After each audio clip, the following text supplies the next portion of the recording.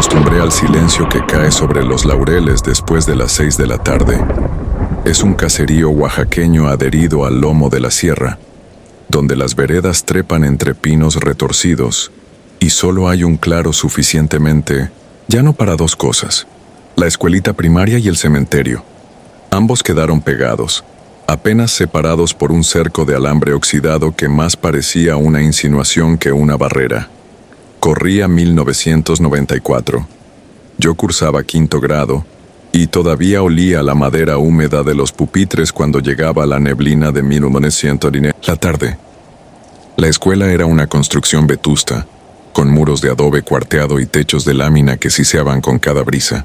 Detrás el camposanto se amontonaba como una sucesión de dientes torcidos, tumbas encimadas, cruces reclinadas, nichos partidos. Al sonar el timbre del recreo corríamos hasta el fondo del patio, casi tocando las lápidas, a devorar tacos fríos, de frijol. Fue entonces cuando la vimos por primera vez. Una mujer vestida completamente de negro, sentada frente a una tumba sin nombre. El velo le cubría el rostro.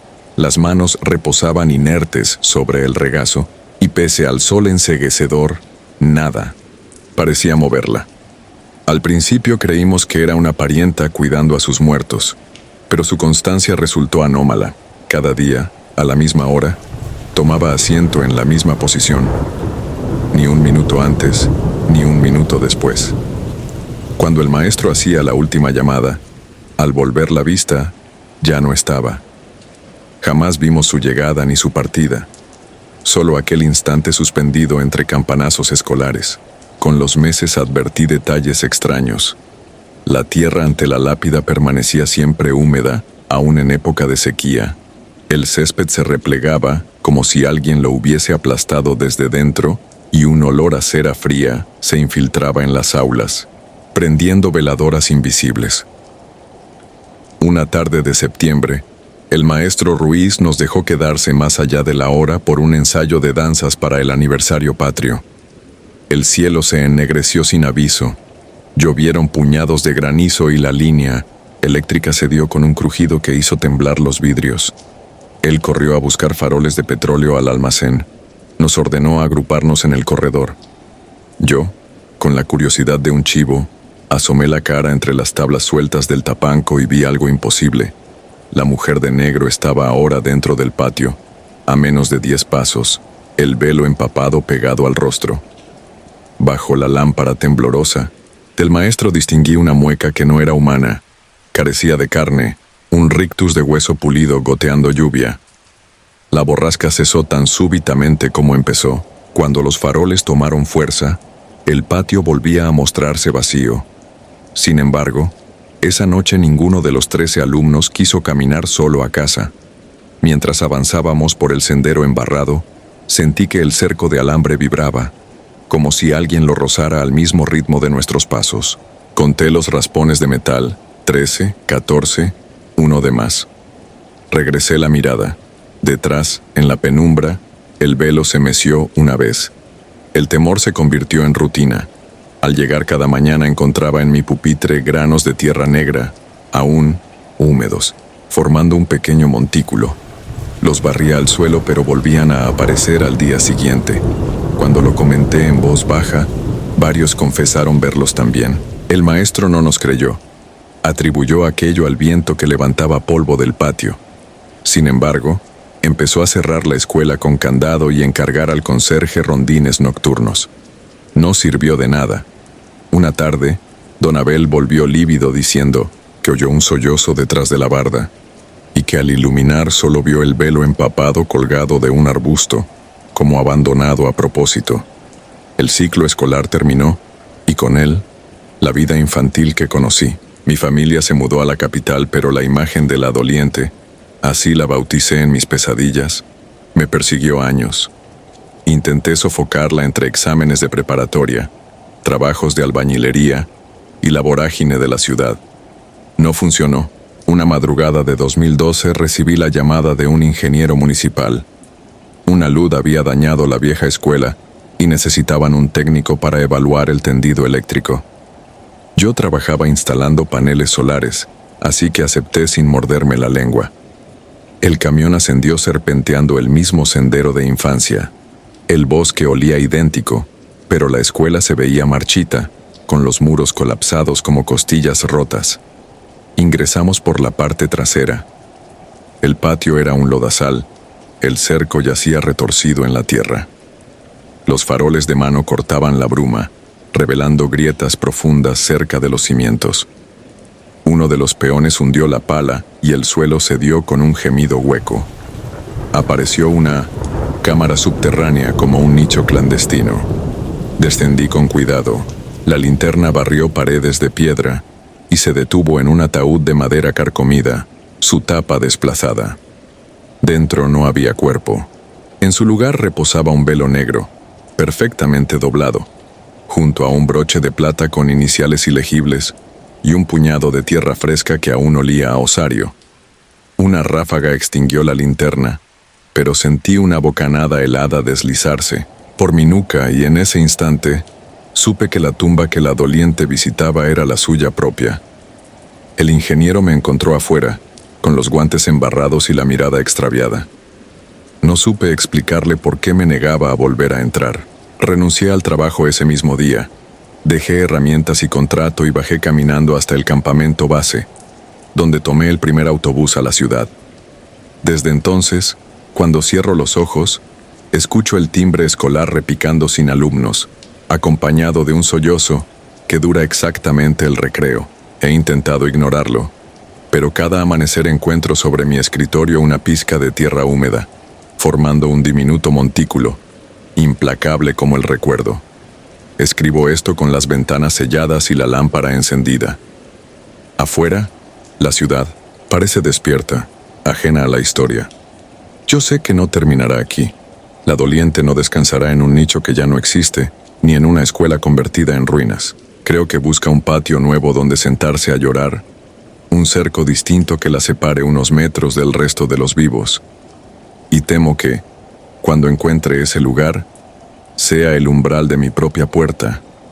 Tengo la certeza de que antes de amanecer escucharé el chirriar del alambre 1, 2, 3, y luego un número que nadie más podrá contar. Que quien lea esto entienda que no escribo para asustar, sino para advertir. Hay dolores tan antiguos que no se evaporan con el paso de los niños ni con el derrumbe de las aulas. Se quedan, se diluyen en el polvo, regresan con la lluvia y se sientan a esperar hasta que alguien los mire de reojo. Ojalá no seas tú quien lo haga, porque ya no podrás dormir en paz y el recreo, lo juro, nunca volverá a sonar igual.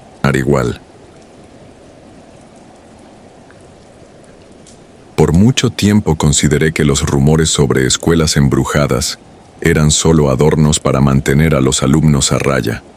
Al fin y al cabo, ¿qué podía esconderse tras muros pintados con acuarela infantil y pizarras cubiertas de ecuaciones?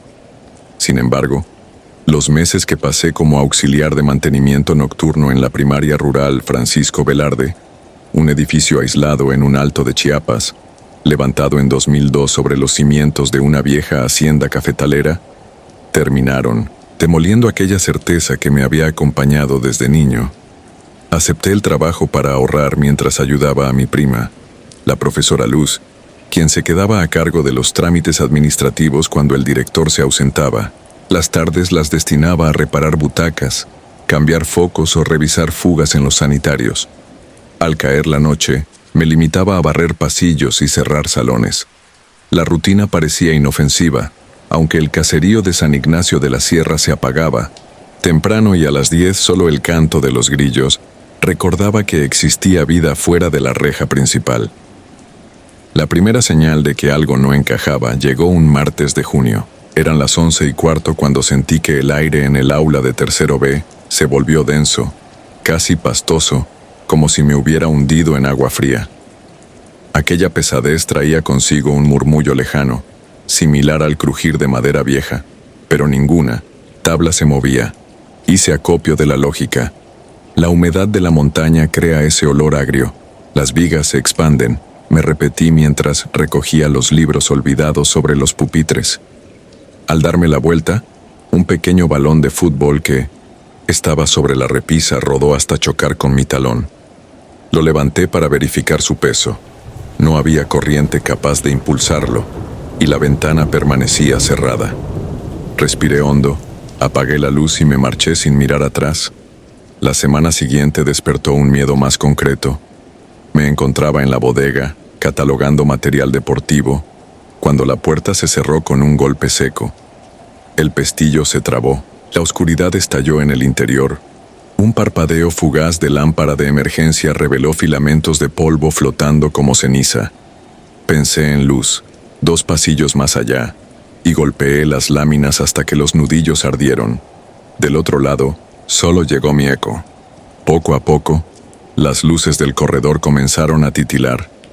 Primero un chasquido, luego un zumbido que se encendía y apagaba con ritmo casi cardíaco.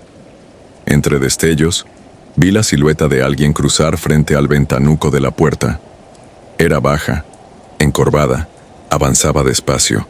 El pestillo cedió de pronto, como si unas manos invisibles lo hubieran liberado al mismo tiempo que las lámparas recobraban estabilidad total. Solo entonces descubrí que mi reloj marcaba la medianoche exacta.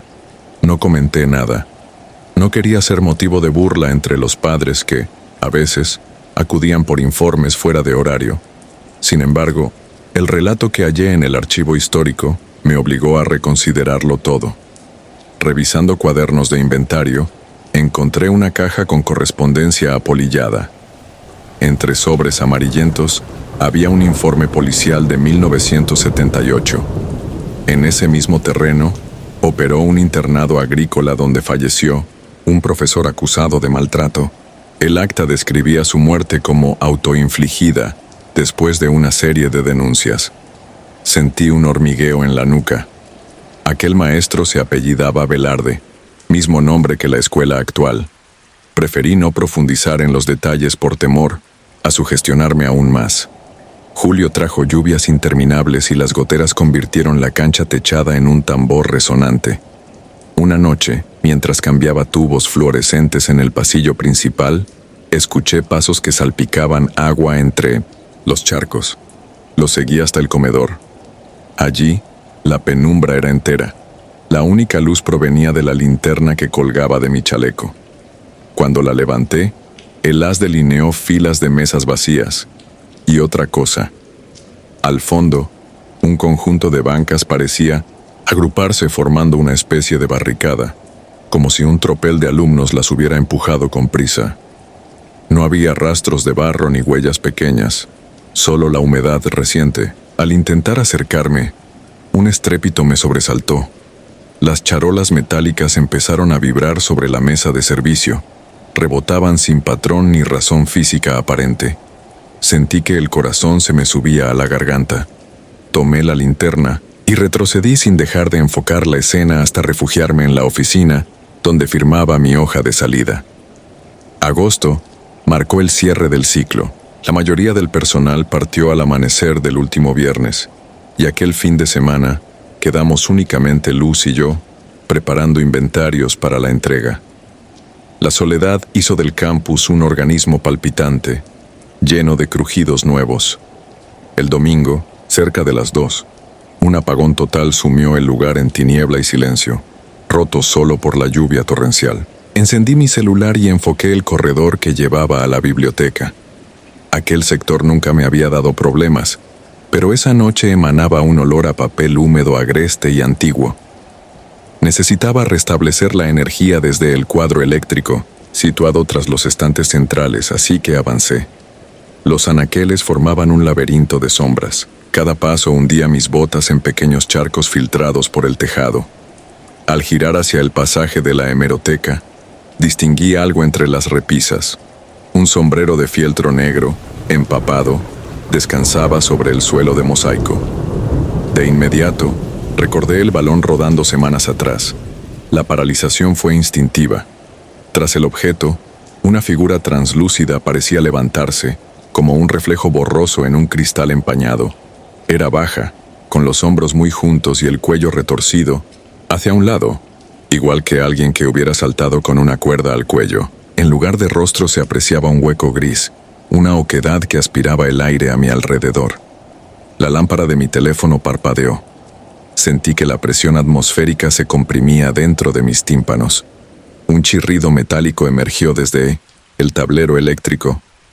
La luz regresó de golpe, inundando la habitación.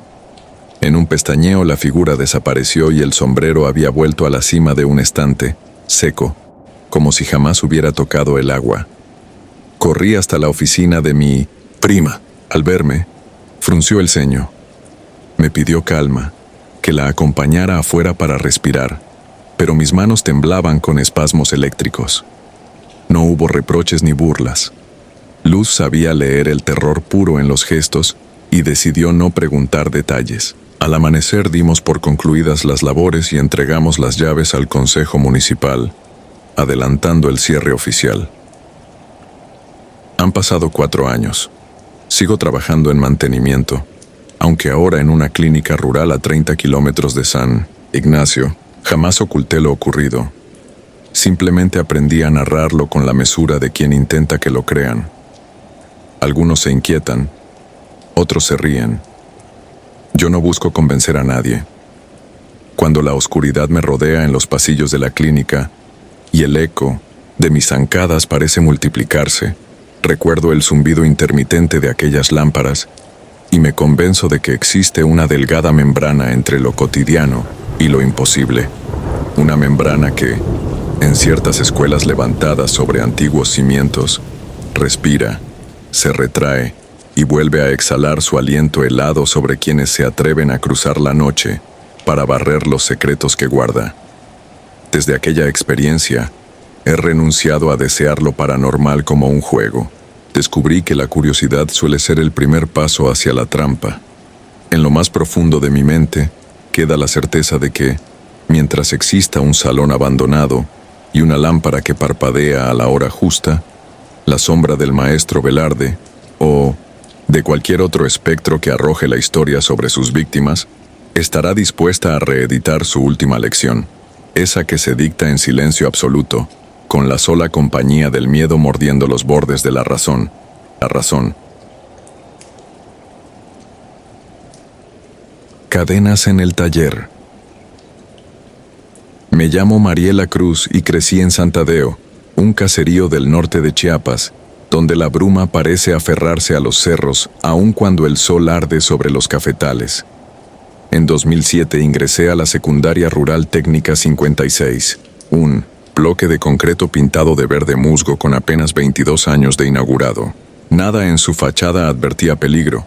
Sin embargo, desde mi primer día oí a los mayores repetir que al anochecer, aquel plantel respiraba distinto.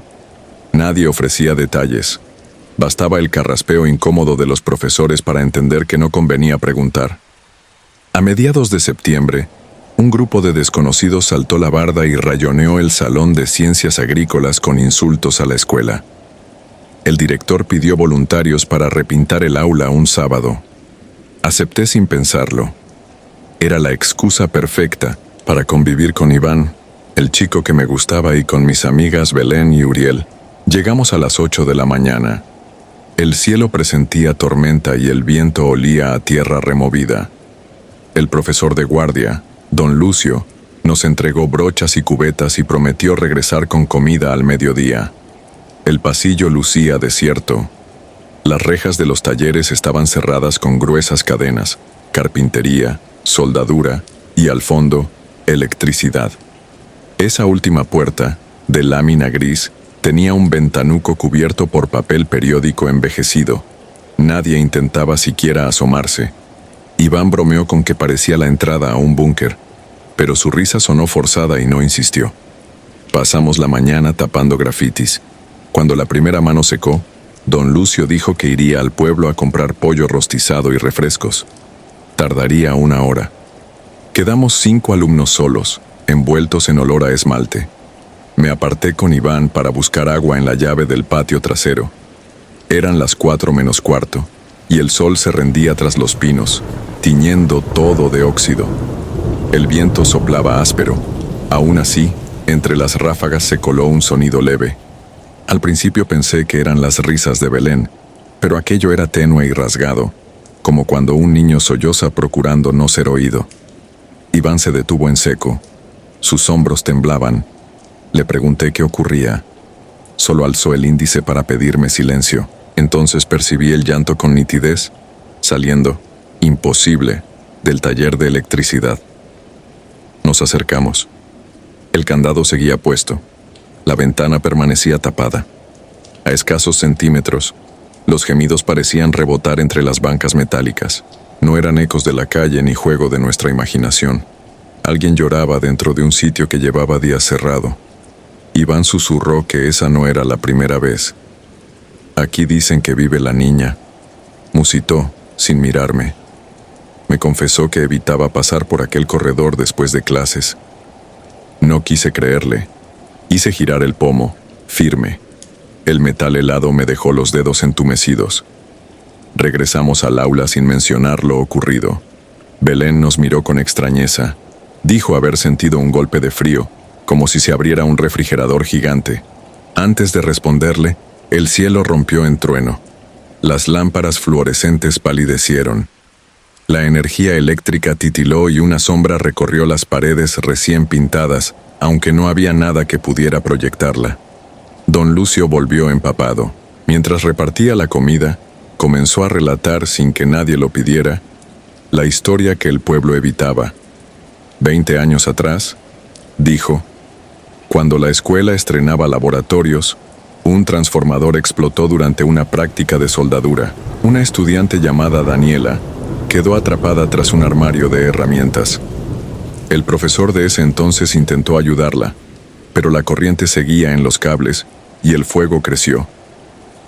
Cuando por fin abrieron el taller, hallaron a la niña carbonizada junto al taburete donde estaba sentada. Rodó el rumor de que su llanto seguía resonando entre los motores y las redes de cobre. La dirección decidió tapiar la ventana para impedir que los curiosos asomaran cámaras o invocaran su recuerdo. Lo que nadie pudo evitar fue el sonido. Cada tarde, exactamente a las 4, Daniela volvía a llorar. Mientras don Lucio terminaba su relato, las luces se extinguieron por completo. Quedamos a merced de la penumbra turbia que filtraban los ventanales. De pronto retumbó un chirrido. Provenía del fondo del pasillo. El candado del taller se agitaba, como si alguien lo sacudiera desesperado. Corrí tras el profesor, pero él, pálido, no avanzó. Nos ordenó quedarnos. Verificó que todas las puertas exteriores siguieran cerradas y se atrincheró con nosotros en el salón vandalizado. El ruido cesó tras segundos eternos. Solo entonces se atrevió a encender su linterna. El haz tenue reveló gotas diminutas en el piso, tan negras que parecían brillar. Hollín fresco. Formaban un rastro que partía desde electricidad y serpenteaba hasta el aula. Cuando la linterna enfocó el umbral, vimos algo que me congeló: la sangre. 5 marcas diminutas de dedos tiznados en la pintura nueva, a la altura de un niño de primaria, y un nombre escrito en letras temblorosas: Dani. Belén empezó a hiperventilar. Iván apretó mi muñeca. Sentí en su pulso el mismo pánico que incendia un rebaño antes de la estampida. Don Lucio, con voz ronca, nos indicó juntar mochilas y seguirlo a la bodega contigua, que tenía salida directa a la calle. Nos atrincheramos allí. La tormenta arreció. El techo de lámina parecía a punto de desprenderse. A las 5 en punto, el ambiente cambió. Una calma fúnebre se coló entre los truenos, y entonces, muy cerca, escuchamos 3 golpecitos rítmicos contra la puerta de metal. No había viento ni ramas que pudieran provocarlos. Eran llamados. Reconocí, sin quererlo, la cadencia de las bancas cuando alguien nervioso balancea los pies. Recordé que Daniela, atrapada, había golpeado la chapa del armario antes de arder. Nadie se movió. Las linternas seguían enfocadas al suelo. De improviso, un olor intenso a plástico quemado nos invadió. Me picaban los ojos, los pulmones ardían. Sentí que me desmayaba. Cuando creí que el terror me vencería, sonó un crujido áspero, y el portón de la calle se destrabó por sí solo. El aire frío disipó el hedor. Sin pensar, salimos corriendo bajo la lluvia hasta la carretera. El cielo se limpiaba, el aguacero se desvanecía, pero detrás de nosotros, en el portón abierto, Permanecían las mismas huellas de hollín, solo que ahora eran 6, como si alguien más hubiera tomado de la mano a Daniela. Nunca regresamos a pintar. Al día siguiente el director citó a nuestros padres. Aseguró que alguien había entrado a robar cableado y había provocado un corto. Yo quise creerle, hasta que encontré, en la bolsa lateral de mi mochila, un trozo chamuscado de papel periódico con las palabras «Ayúdame», garabateadas con tinta azul escolar. No se lo mostré a nadie. Lo enterré en el cafetal detrás de mi casa. Todavía sueño con la página agitándose bajo la tierra, como si alguien la sacudiera reclamando atención. Desde entonces, cada tarde a las 4, evito relojes y campanas.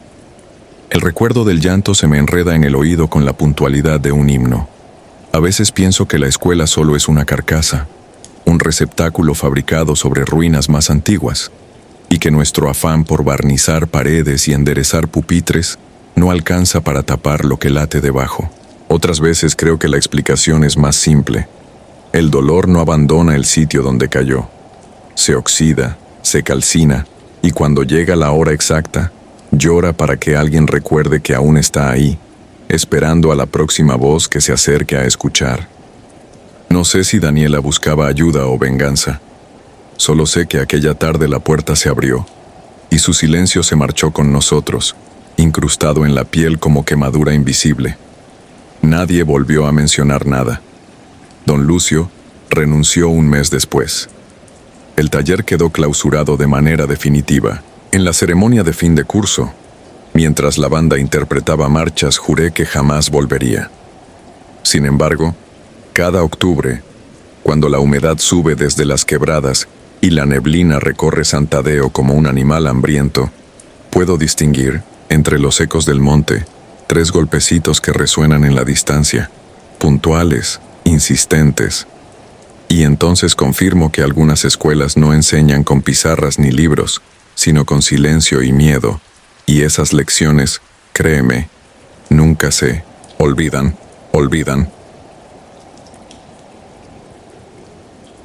Al otro lado del cristal.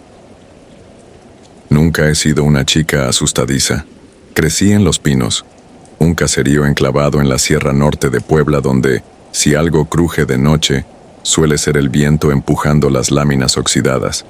Pero lo que sucedió en la antigua telesecundaria 16 de septiembre todavía me roba el sueño.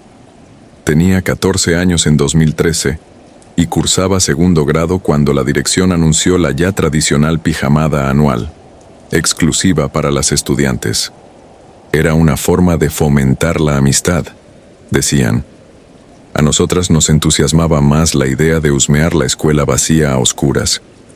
Nuestra aula, la 2B, daba al extremo poniente del edificio principal y estaba comunicada por una ventana basculante con un antiguo salón de cómputo que llevaba meses clausurado.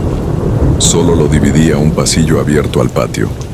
Mis amigas, Isabel y Ruth, y yo reclamamos ese sitio en cuanto oscureció. La mayoría de las compañeras se apelotonó en la biblioteca para ver películas de miedo proyectadas con un viejo cañón, pero nosotras queríamos otra clase de adrenalina. A las 10, las maestras hicieron su ronda oficial, pasaron lista, apagaron focos y dejaron encendidos apenas los reflectores del patio. Una neblina absurda, impropia de abril, reptaba sobre la cancha de cemento. Desde la ventana, entre ese vapor verdoso, distinguí algo distinto al movimiento de las maestras o de las chicas de tercero que corrían dando sustos. Alguien, o algo, se agachaba frente a la puerta del preescolar contiguo. Destellaba con un brillo opaco, casi perlado, como si llevara un vestido mojado que reflejaba la luz. Isabel lo vio también. Nos encogimos de hombros fingiendo valentía. Debe de ser Julia con su linterna. No queríamos admitir que la silueta medía la mitad de cualquiera de nosotras. Ruth se rió, ese tipo de risa aguda que nace del nerviosismo. La ronda terminó, y cuando todo volvió al silencio, se escuchó la campana de evacuación tintinear a lo lejos, a pesar de que su badajo había sido retirado el semestre anterior para evitar bromas. Aquello selló nuestro plan. Mientras todas se acomodaban en sacos y colchonetas para la proyección, salimos en puntillas, esquivamos las sombras proyectadas sobre los muros y cruzamos hacia la primaria. Los candados colgaban cerrados en casi todas las aulas, menos en el salón de música, cuya puerta estaba apenas entornada. Dentro, los atriles lucían alineados y el aire olía a madera antigua y polvo de gis, nada más. Sin embargo, a cada paso el hormigueo en la nuca crecía, como si los ladrillos observaran. Llegamos al preescolar. 3 aulas diminutas, baños al fondo y un patio de arena con columpios que chirriaban, aunque soplara apenas una brisa.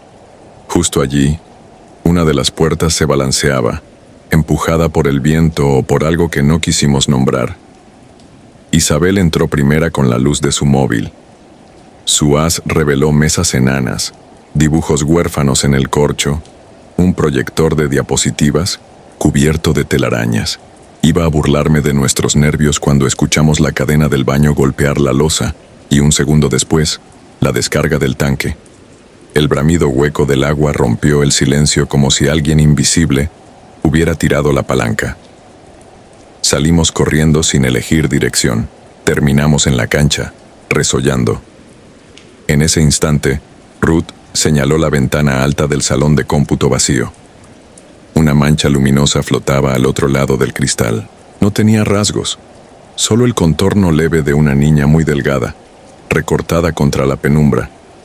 Duró apenas un parpadeo y se deshizo como vaho, pero las 3 la vimos. El frío se nos coló en los huesos. Volvimos a nuestro salón fingiendo normalidad.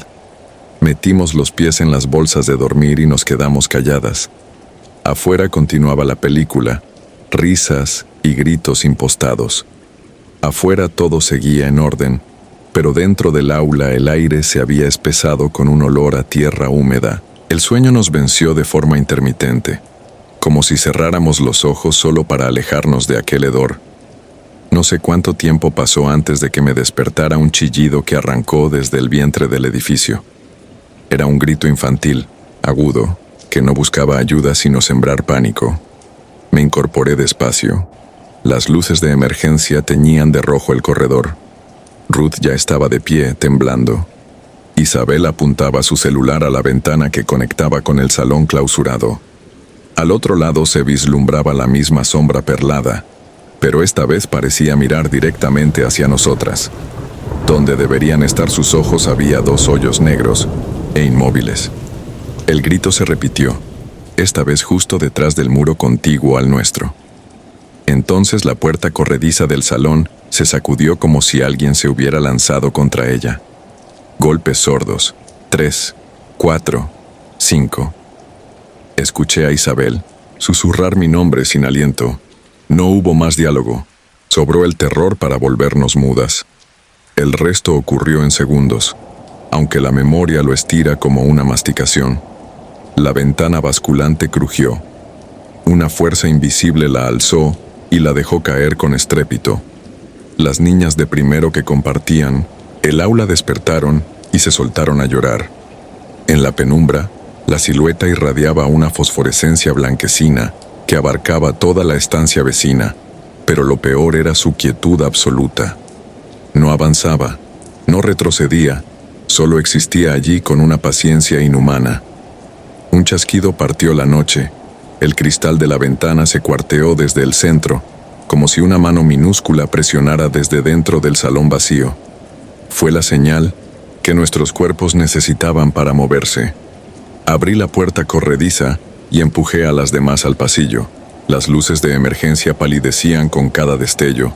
Sentí que el edificio palpitaba, vivo y hostil. Corrimos sin plan hacia la biblioteca, donde alumbraban todavía la pantalla grisácea y el proyector. Las maestras preguntaron, midiendo nuestra histeria con ojos incrédulos. Ninguna pudo articular algo coherente. Detrás, por la escalera, se escuchó un golpeteo metálico como de pies descalzos pisando los escalones radiantes. La jornada terminó de golpe. Encendieron todo el alumbrado, cancelaron la pijamada y llamaron a los padres a las 2 de la madrugada. Nadie se atrevió a buscar la causa de los ruidos. Cuando llegaron mis tíos marcaba las 3:30. La directora balbuceó algo sobre un cortocircuito y una travesura. No mencionó las fisuras perfectas dibujadas en el vidrio, ni la corriente gélida que aún se escapaba del salón de cómputo. Una semana después, un albañil del pueblo reparó la ventana. Al retirarla halló, entre el marco y el muro, un listón verde musgo atado en nudo doble. Parecía antiguo. Al tocarlo se deshizo, dejando un polvillo que olía a incienso rancio. Las maestras recordaron entonces que, 20 años antes, el preescolar funcionó como refugio improvisado tras un deslave que sepultó un caserío cercano. Entre los muertos estaba una niña de 6 años que nunca fue identificada porque su única pertenencia hallada era un lazo verde con olor a copal. Metieron el dato en el archivo y volvieron a cerrar el caso, como quien clava una tapa sobre algo que prefiere no respirar. La secundaria siguió operando, aunque la pijamada quedó prohibida. Rutinas nuevas, rondas de seguridad, cámaras en los sostes en pasillos, sensores de movimiento. Nada ha vuelto a activarlos.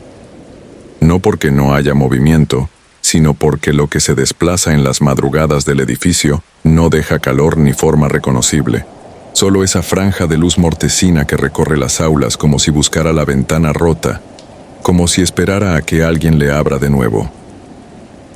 A veces, de paso por la carretera que bordea la telesecundaria, miro el bloque de salones recortado contra la oscuridad y me inclino a creer que lo soñé, pero cuando cierro los ojos revivo el arañazo del frío trepándome por los dedos. Siento el pulso de aquel vidrio a punto de estallar, la presión exacta que dibujó la telaraña de grietas, y al fondo de mi memoria, persistente como el sabor del óxido, escucho la cadena del baño soltarse sola, anunciando que la niña del lazo verde continúa buscando compañía entre las sombras de la escuela.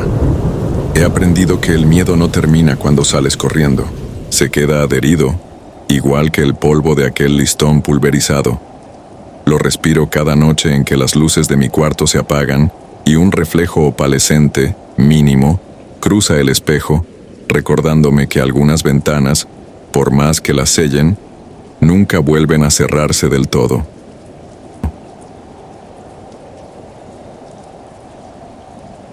Eco en el aula.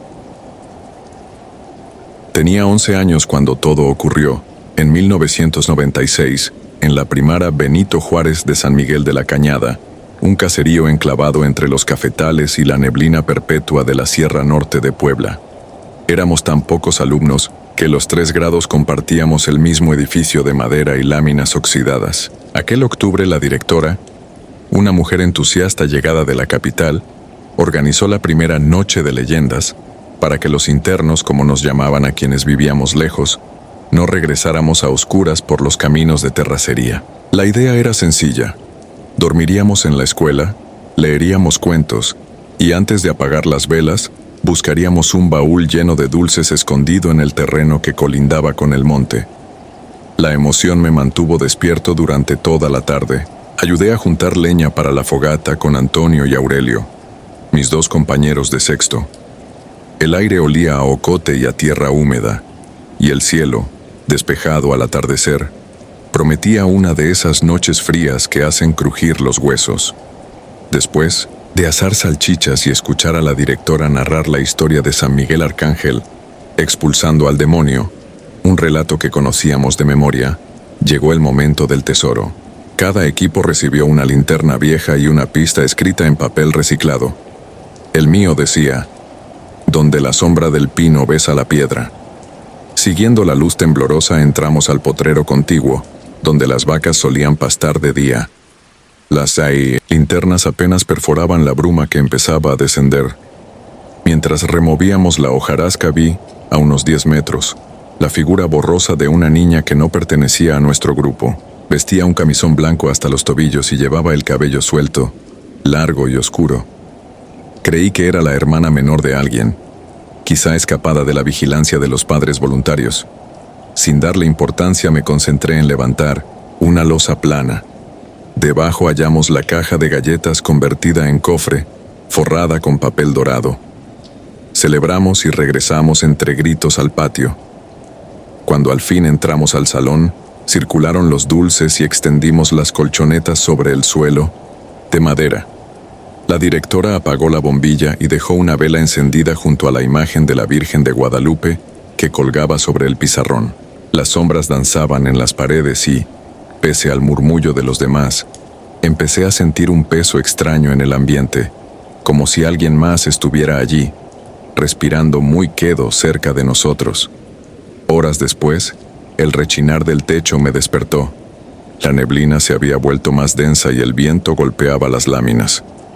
El frío me obligó a levantarme para ir al baño. Crucé el pasillo apenas iluminado por la vela que aún ardía, y al salir al corredor, un sollozo suave me detuvo. Venía del ala opuesta, donde se almacenaban las bancas rotas. Imaginé que alguna niña se había asustado. Sin pensarlo, caminé hacia el sonido. Cada paso lo hacía más nítido. Llegué a la puerta del almacén. Estaba entornada y rechinó cuando la empujé. Dentro, la penumbra era casi absoluta. El llanto cesó de golpe. Busqué con la mirada un movimiento, cualquier destello, pero solo encontré el olor a madera carcomida y cuadernos húmedos. Un escalofrío me erizó la nuca y regresé al pasillo. En cuanto entré al baño, escuché un golpe seco en la ventana de la letrina. Giré y vi la misma niña del potrero, con la frente pegada al cristal, inmóvil, los ojos demasiado oscuros para reflejar la luz. Grité sin emitir sonido alguno. Mi garganta se cerró por completo. Cerré la puerta y me apoyé en ella, temblando, mientras el corazón me retumbaba. No sé cuánto tiempo estuve así. Cuando reuní valor para mirar de nuevo, el rostro ya no estaba. Corrí de vuelta al salón y me metí en el saco de dormir sin explicaciones. Pasé el resto de la noche con los oídos atentos al menor crujido, pero solo se oían el viento y el chasquido del candil. Poco antes del alba dormité, exhausto. Desperté con el rumor de los motores viejos de las camionetas de los padres que venían a recoger a sus hijos. Uno a uno fueron marchándose. Yo vivía en el ejido más alejado, y mi madre siempre llegaba tarde porque dependía del transporte de un tío. La directora me dejó reposar junto a la estufa de petróleo, mientras revisaba la lista de asistencia.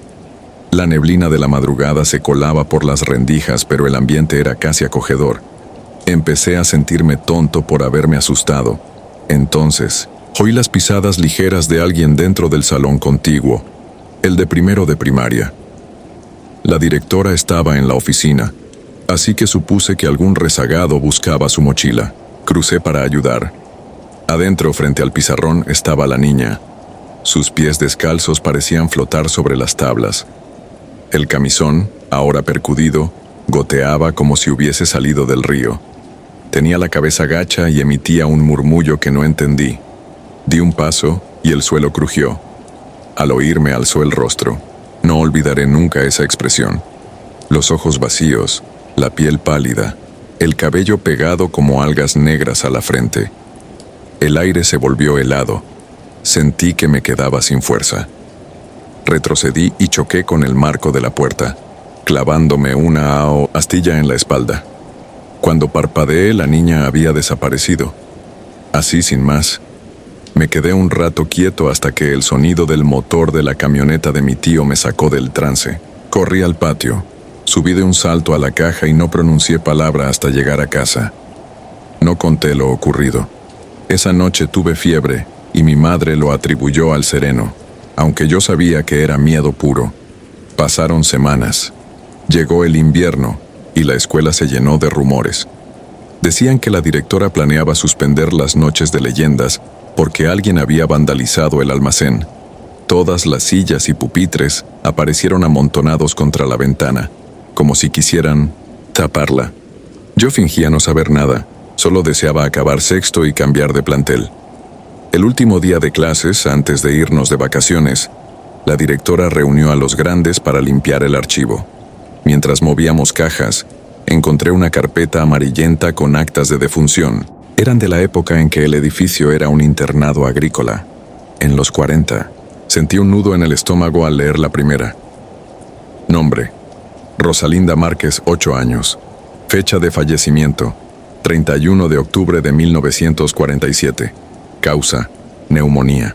Observaciones: murió en el dormitorio mientras el resto de los alumnos celebraba la quema de calaveras. Pasé las hojas.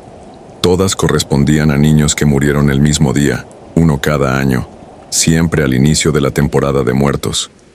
Esa noche no pude dormir. Al amanecer, mientras las gallinas cacareaban, tomé la bicicleta y regresé a la escuela. Necesitaba corroborar un detalle. Traía conmigo una cámara desechable. Brinqué la malla y crucé el patio cubierto de rocío. El salón de primero estaba cerrado con candado. Me asomé por la ventana. El reflejo empañado me devolvió una imagen difusa de pupitres alineados. Esperé a que el sol subiera un poco más y la neblina se disipara.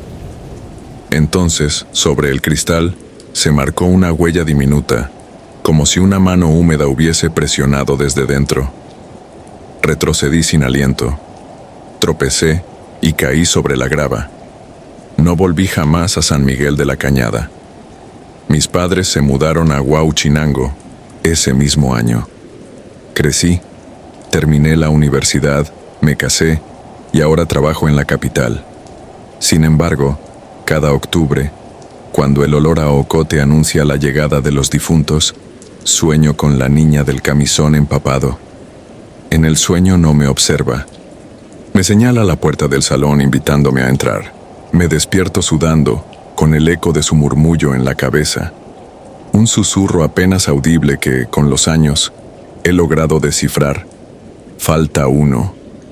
Esta madrugada, mientras escribo estas líneas para tu canal, repaso las fechas. Han transcurrido 29 años desde la primera muerte registrada en aquel archivo y 28 desde mi encuentro. Todo indica que cada octubre se cobra una vida. No sé si la cuenta sigue, pero siento la presión de un turno pendiente. El reloj marca las 3 horas en que dicen que se abren las puertas de lo que no comprendemos. Afuera, en esta ciudad inmensa, suena un claxon lejano, aunque no hay motivo para que nadie toque la bocina a estas horas. De pronto, escucho un golpecito en la ventana del estudio. El cristal vibra. Me levanto con el corazón desbocado. Entre la cortina y la oscuridad distingo una mancha blanca, pequeña, quieta. La misma huella de siempre. Falta uno. Ahora entiendo que el turno es mío. El turno es mío. Rezo nocturno. Por 1997, acepté una plaza temporal como maestra multigrado en la primaria Francisco I. Madero, una construcción modesta asentada en la ladera rocosa de San Lucas de la Sierra, un caserío perdido entre barrancas, a 4 horas del primer municipio con hospital. El salón que me asignaron era una pieza de adobe ennegrecida por humedad antigua. Aún así, me entusiasmaba la idea de enseñar inglés a los pocos niños que quedaban en aquel pueblo de calles empedradas y sirenas de coyotes. La escuela ocupaba el corazón del caserío, pero los mayores me advirtieron que la parte trasera, donde el terreno se hundía en terrazas, había sido un convento del siglo XIX, y antes de eso, cementerio de los primeros colonos. Fingí no asustarme. Llevaba un diario en el que anotaba cada lección, cada estornudo de mis alumnos, para convencerme de que todo era perfectamente normal. Sin embargo, el horario de transporte público me obligaba a permanecer sola al atardecer. Si quería alcanzar la última camioneta a la cabecera municipal, debía salir con las clases aún en curso. Si me quedaba corrigiendo cuadernos 30 o 40 minutos, esperaba un segundo traslado casi vacío y muy tardado. Elegía siempre lo segundo. Con la puesta del sol, el edificio cambiaba. Las sombras se espesaban en los corredores y la temperatura descendía de golpe, como si el aire viniera de alguna caverna. Me abrigaba con un suéter gastado y seguía trabajando bajo la luz amarillenta del foco, obligándome a ignorar el rumor de las cigarras y el crujido del zinc del techo. Una tarde de mayo, mientras revisaba dictados, advertí por el rabillo del ojo que algo cruzaba el umbral. Pensé que sería uno de los niños que había olvidado su lonchera. Al alzar la vista distinguí apenas la cola de un hábito negro deslizándose hacia el corredor. Me quedé inmóvil, con el bolígrafo detenido a medio trazo. Mi mente buscó la explicación más sencilla. La portera debía de estar todavía en la escuela, quizá usando un rebozo oscuro. Sin embargo, la portera se marchaba siempre antes que yo. Me levanté. Mi silla chirrió como si se quejara. Caminé hasta la puerta y me asomé. El corredor lucía desierto. Apenas temblaba la cortina de polvo que levantaba el viento vespertino. A la derecha empezaba el patio central, una plancha de concreto agrietado. Al fondo, la vieja capilla del convento, convertida en biblioteca. Algo en la penumbra se movió. Vi la silueta completa entonces. Una mujer, o el trazo de una, envuelta de pies a cabeza en hábito y toca. Estaba parada frente a la puerta de la capilla, rígida como fotografía antigua. No podía creerlo. Ninguna orden religiosa vivía ya en la sierra. La última monja había muerto antes de 1960, según los archivos parroquiales. Pero allí estaba aquella figura, quieta, quizá esperando que yo hablara. Fue peor que si hubiese corrido hacia mí. Cuando intenté balbucear un saludo, se desvaneció, con la misma naturalidad con la que un reflejo se borra al mover un espejo. El miedo me clavó los pies. Mi propio pulso resonaba en los tímpanos. Me obligué a volver por mis cosas. Mientras metía cuadernos en la bolsa de tela, escuché algo que no era viento ni insectos. Un murmullo coral, un rezo prolongado, femenino, que parecía brotar de las paredes. La primera estrofa resonó como un eco de iglesia subterránea. Reconocí fragmentos de un rosario en latín, palabras que aprendí en la normal, mezclados con otro canto en náhuatl, lengua que algunas abuelas del pueblo aún usaban para rezar por los difuntos. No esperé más. Apagué el foco y salí con la mochila apretada al pecho. En el corredor el murmullo se volvió estruendo de voces que no podían pertenecer al mismo tiempo ni al mismo sitio. Giré hacia el patio. El aire olía a cera fría y tierra mojada, aunque no había llovido en días. A mitad del patio vi algo nuevo, decenas de velas encendidas en círculo alrededor de la boca del aljibe viejo. Todas ardían sin chisporrotear, desafiando la brisa. Era imposible. Yo misma había cubierto ese pozo con una lámina y, aún abierta, allí adentro no quedaba oxígeno para alimentar llamas. El rezo se elevó. Sentí el canto vibrar bajo las plantas de mis pies, como si la losa misma fuera un tambor y alguien golpeara desde abajo. Entonces, en la penumbra, emergió de nuevo la silueta de la monja. Esta vez no se desvaneció. Avanzó con lentitud, deslizando la ropa sobre el suelo polvoriento sin alterar la forma del hábito. Vi su rostro cuando pasó frente a una de las velas. No había rasgos, solo una superficie pálida, lisa, sin ojos ni boca, como si la piel recién hubieran sacado de un molde. Sin terminar, tras ella aparecieron otras formas idénticas. Una procesión siniestro que recorría el patio sin ruido de pasos. Me di cuenta de que mi ruta de escape hacia la salida principal quedaba bloqueada por aquel cortejo. Retrocedí hasta la pared del salón para buscar la puerta trasera que daba al almacén de materiales. Tal vez podría saltar la barda hacia el potrero contiguo.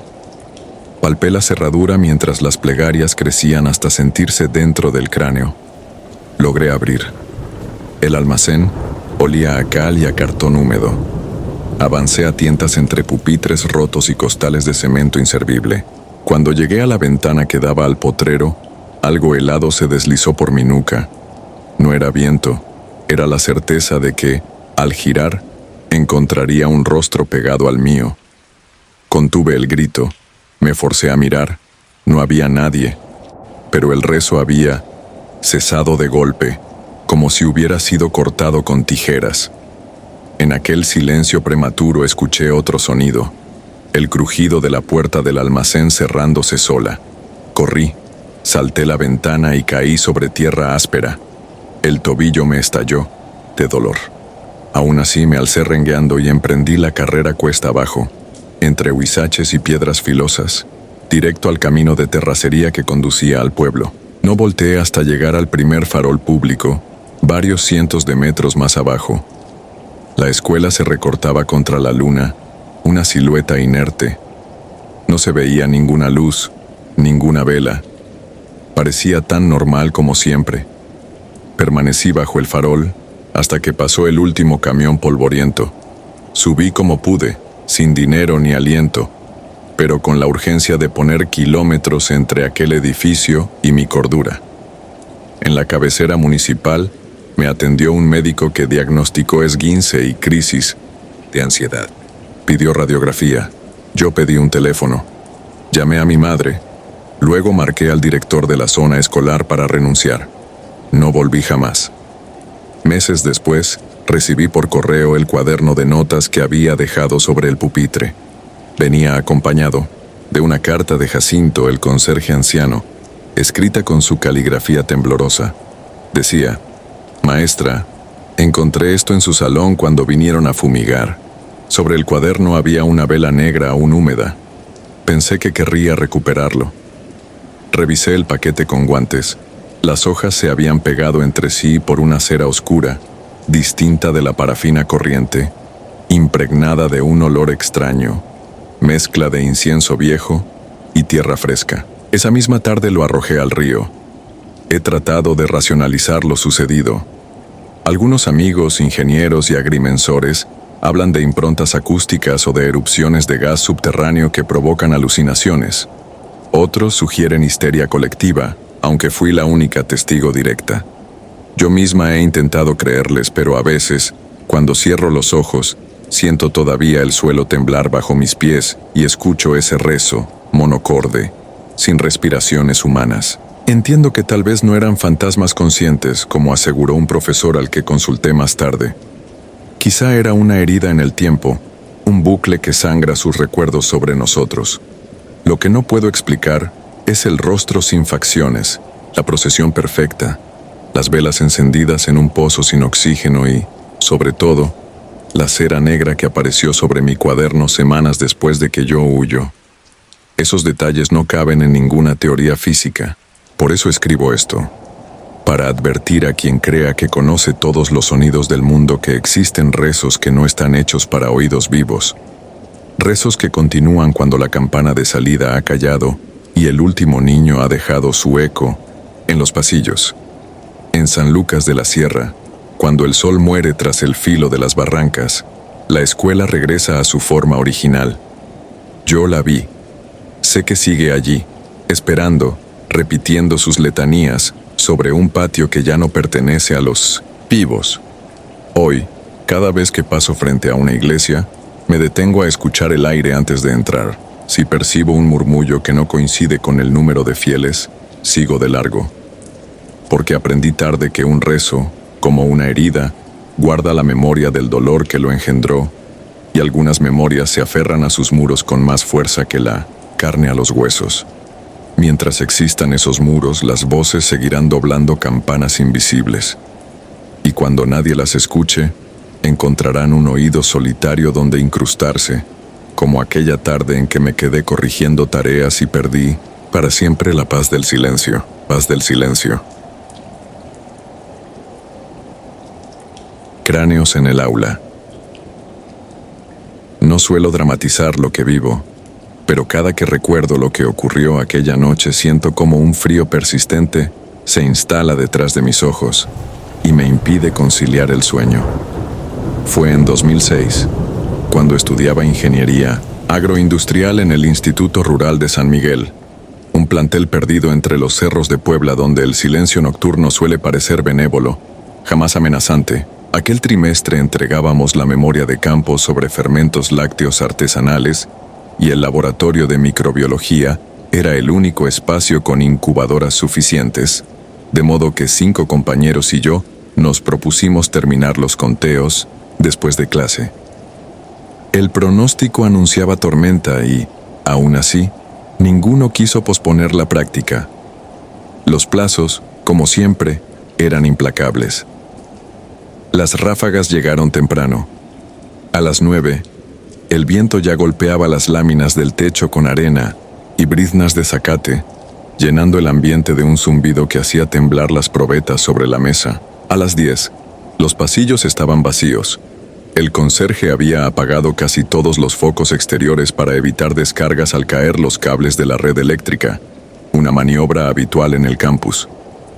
Quienes permanecíamos dentro trabajábamos con las luces de emergencia, tubos blancos que parpadeaban en intervalos de un segundo, y con la radio encendida a volumen mínimo para no perder la noción de la hora. El profesor Bermúdez circulaba de mesa en mesa, supervisando que no contamináramos las placas. Su presencia nos calmaba. Era un tipo pragmático, de voz baja y pasos firmes, incapaz de bromear sobre temas que no entendiera. Un trueno especialmente cercano sacudió el edificio a las 11:25. Instantes después, el campus entero quedó a oscuras. La radio murió. Los motores de las incubadoras se silenciaron y los tubos de emergencia dejaron de latir. Sé que fueron apenas 2 o 3 segundos, pero bastaron para que el laboratorio se sintiera tan profundo como una cueva sin oxígeno. Saqué mi teléfono para activar la linterna.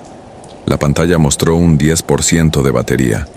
Los demás hicieron lo mismo, y una constelación de foquitos blancos flotó entre vasos y termoselladoras, alumbrando apenas nuestros rostros tensos. El profesor anunció que desconectaríamos los equipos y cerraríamos el aula hasta que regresara la energía, quizá en la madrugada, quizá al día siguiente. Nadie objetó. Con aquel viento continuar era absurdo.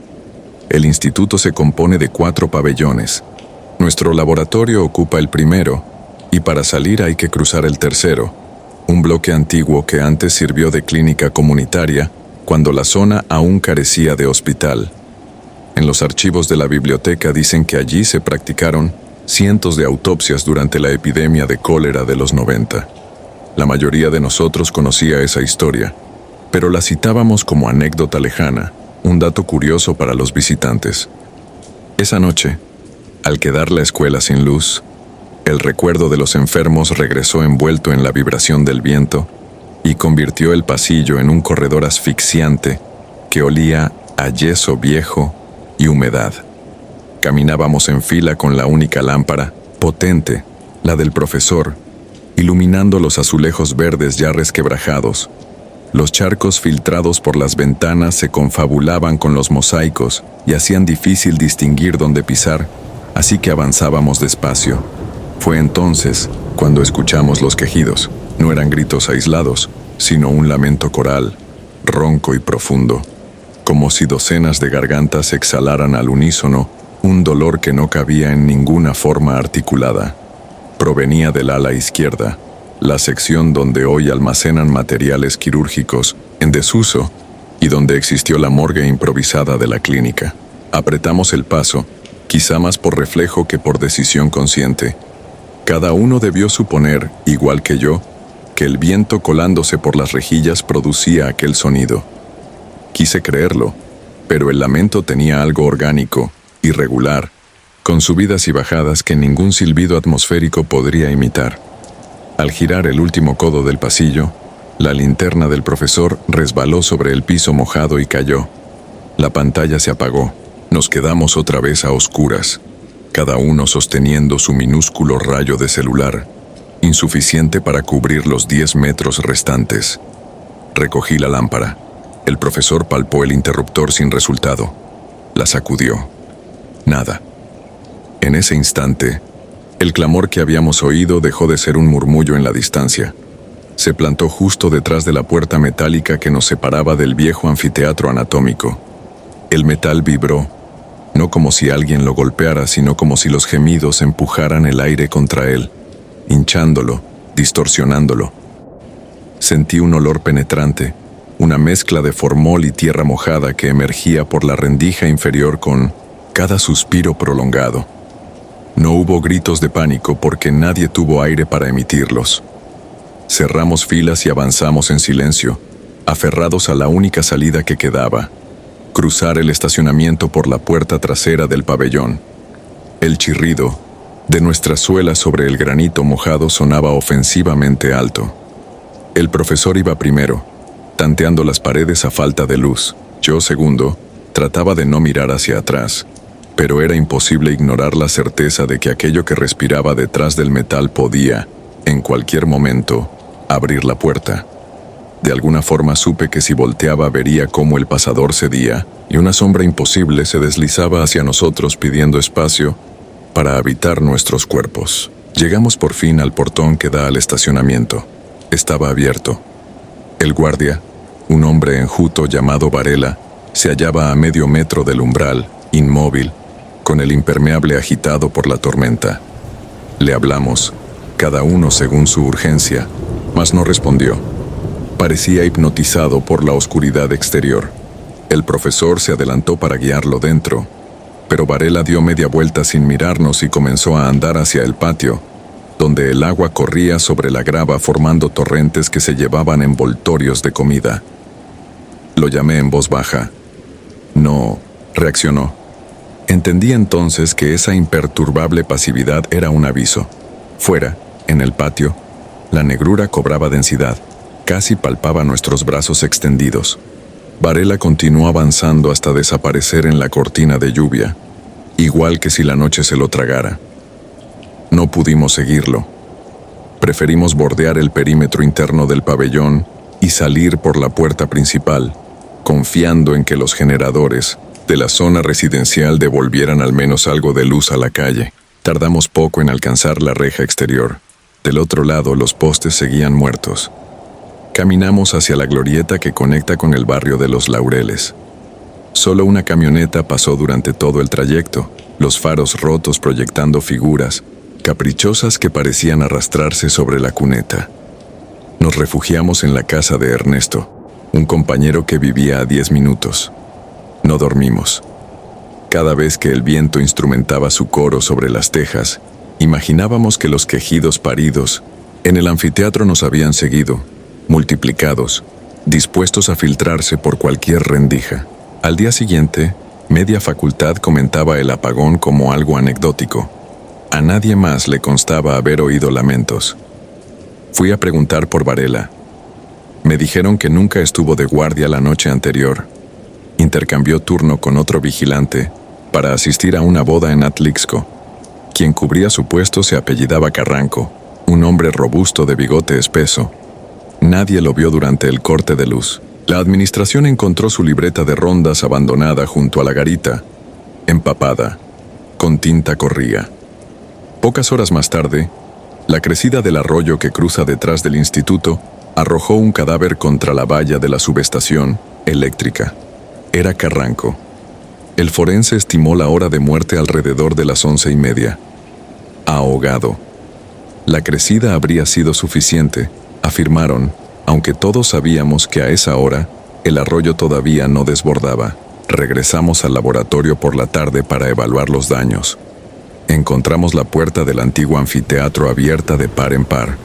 Dentro, charcos de agua parduzca manchaban las camillas oxidándose.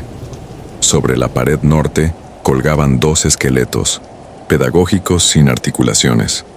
Faltaban cráneos. Uno de mis compañeros, fingiendo aplomo, iluminó el piso bajo el anaquel principal y halló huellas de suela que empezaban donde las linternas del campus se extinguieron la noche anterior y terminaban justo frente al estante donde se guardan reactivos corrosivos. Las huellas eran nuestras quizá, pero estaban entremezcladas con marcas más finas, apenas delineadas, como si alguien hubiese arrastrado talones desnudos por el mosaico. Desde entonces, pocas cosas me resultan tan aterradoras como los pasillos, escolares a oscuras. Ni los bosques durante la madrugada ni los caminos rurales sin alumbrado se acercan al terror que se esconde en edificios que sentimos familiares y seguros. Allí, cuando la luz se apaga, la memoria de los que murieron se vuelve dueña del lugar y exige que escuchemos su dolor atrasado. Cada semestre, cuando los profesores narran anécdotas de la era del cólera o bromean con la presencia de espíritus, en los pasillos nadie repara en el silencio que guardo. Aún puedo describir la textura exacta de aquel aliento colectivo que se filtraba bajo la puerta metálica, húmedo, amoniacal, hiriente, como si las voces de los muertos todavía aportaran. Consigo la acidez de los cuerpos que un día tratamos de preservar con formol. No sé si los gemidos que oímos esa noche pertenecían a cadáveres olvidados, o si fueron solo proyecciones alentadas por la tormenta y el apagón. Lo único cierto es que desde entonces no necesito que alguien me cuente historias para asustarme. Basta cerrar los ojos y verme de nuevo en el corredor mojado, sosteniendo una linterna inútil mientras algo inédito late a unos metros, deseoso de hacerse escuchar, de arrastrarnos al sitio donde se confunde la carne, que insiste en no morir.